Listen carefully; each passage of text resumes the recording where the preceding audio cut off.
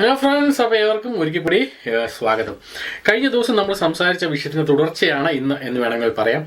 നമുക്ക് എല്ലാവർക്കും അറിയാവുന്ന ആ ഒരു സിനാപ്സിസ് ഓൾമോസ്റ്റ് ഇന്ന് മലയാളികൾക്ക് എല്ലാവർക്കും അറിയാവുന്നതാണ്. വേറെ ഒന്നുമല്ല, ദിയ കൃഷ്ണ എന്ന് പറഞ്ഞ യൂട്യൂബർ അല്ലെങ്കിൽ എന്താണ് പറയുന്നത് സോഷ്യൽ മീഡിയ ഇൻഫ്ലുവൻസർ, അങ്ങനെ എല്ലാ രീതിയിലും അറിയപ്പെടുന്ന നടൻ കൃഷ്ണകുമാറിൻ്റെ മകളുടെ സ്ഥാപനത്തിൽ നടന്ന വലിയ ഒരു കള്ളത്തരം അല്ലെങ്കിൽ മോഷണം എന്ന് വേണമെങ്കിൽ നമുക്ക് പറയാം.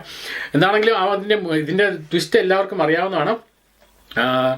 സ്വന്തം സ്ഥാപനത്തിൽ നിന്ന് അവരുടെ QR കോഡിൽ നിന്ന് തന്നെ അവരുടെ സ്ഥാപനത്തിലെ ജീവനക്കാർ പൈസ അടിച്ചു മാറ്റി എന്ന് പറഞ്ഞ് പരാതി കൊടുക്കുകയും തുടർന്ന് ഈ പരാതി കൊടുത്തവർക്കെതിരെ GSTയുടെ പേരിലാണ് അല്ലെങ്കിൽ മറ്റുള്ള നികുതി വെട്ടാൻ വേണ്ടി ദിയകൃഷ്ണ പറഞ്ഞിട്ടാണ് ഞങ്ങൾ ഇങ്ങനെ ചെയ്തതെന്ന് പറഞ്ഞ് അതോടൊപ്പം തന്നെ അവരെ തട്ടിക്കൊണ്ട് പോയെന്നും അവരെ ഉപദ്രവിച്ചെന്നും എന്താണ് പറയുന്നത് മാനസികവും ആയിട്ട് മോശമായിട്ട് പെരുമാറിയെന്നും ഒക്കെ പറഞ്ഞ് പലതരത്തിലുള്ള കേസുകളും ഇവർക്കെതിരെ പോലീസ് സ്റ്റേഷനിൽ കൊടുക്കുകയുണ്ടായി.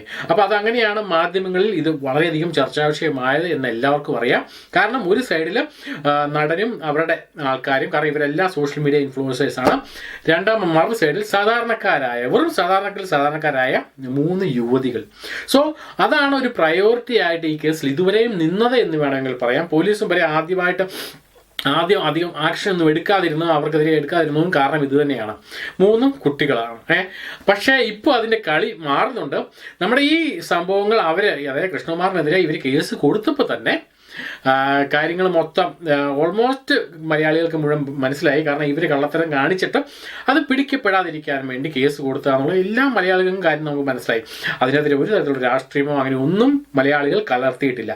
അതുകൊണ്ട് തന്നെ ഞാൻ ഒരു കാര്യം സന്തോഷപൂർവ്വം പറയട്ടെ, അടുത്ത കാലത്തായിട്ട് ഒരു സംഭവത്തിൽ അത് രാഷ്ട്രീയ പ്രവർത്തകൻ എന്ന നിലയിൽ അതും BJP എന്ന രാഷ്ട്രീയ പ്രവർത്തകനെ സാധാരണ നമുക്കറിയാം, ഏത് രാഷ്ട്രീയ പ്രവർത്തനമാണോ അവർക്കെതിരെ പല പല പ്രശ്നങ്ങൾ ഉണ്ടാവാറുണ്ട്.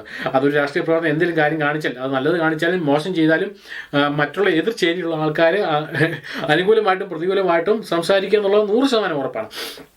ഇവിടെ മാത്രം സത്യസന്ധമായിട്ട് ഞാൻ പറയാലോ, വളരെയധികം ഹാപ്പി ആയിട്ട് പറയാലോ, കൃഷ്ണകുമാർ എന്ന് പറഞ്ഞ BJP പ്രവർത്തകൻ ആയ ആ വ്യക്തിയോട് മറ്റൊരു രാഷ്ട്രീയക്കാരും ഒരു മോശമായിട്ടും ഒരു കാര്യവും ഇതുവരെയും പറഞ്ഞിട്ടില്ല എന്നുള്ളതാണ്.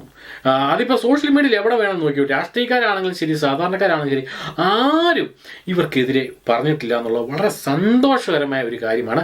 എനിക്ക് തോന്നുന്നത് ഇങ്ങനെ സോഷ്യൽ മീഡിയയിൽ സംഭവിക്കുന്നത് വളരെ റെയറായിട്ടാണ്. അത് സത്യം പറഞ്ഞാൽ അതിൽ നമുക്ക് അഭിമാനിക്കുക എന്ന് പറയാം. കാരണം എല്ലാ സോഷ്യൽ മീഡിയയിൽ ഈ സംഭവത്തിന് താഴെയുള്ള കമൻറ്റുകൾ ശ്രദ്ധിച്ചു നോക്കിയാൽ നമുക്ക് മനസ്സിലാവും, എല്ലാവരും 100% ഒരു രാഷ്ട്രീയക്കാരൻ എന്ന നിലയിലല്ല, ഒരു സാധാരണ പൗരൻ എന്ന